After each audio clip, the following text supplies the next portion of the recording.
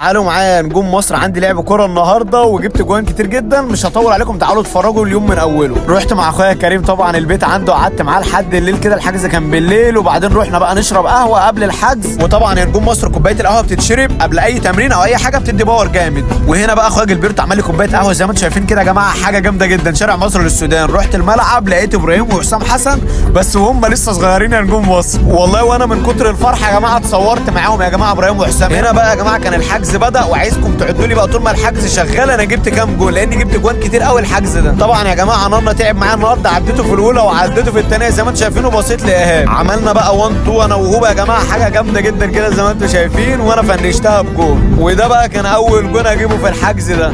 هنا بقى الكره خبطت وادي كده جبت الثانيه يا نجوم مصر. هنا بقى بدلوني نزلت مع الفرقه الثانيه عشان الفرقتين يبقوا زي بعض ونفس التكافؤ. وهنا بقى علمت على حاوي السلام وعديت منه ايهاب. وهنا بقى دي كره هستلمها بظهري وانا ظهري للملعب من اتش، بس طبعا زي ما انتم شفتوا كده عملت سكان وبصيت بقى اللي في ظهري، لقيت نفسي في وسط ثلاثة وقمت مباصيها. وهنا بقى نانسي عملت لي باص رديته لها كده بالكعب، حاجة جامدة جدا بس العرض عطرت. هنا بقى عملت لي اسيست.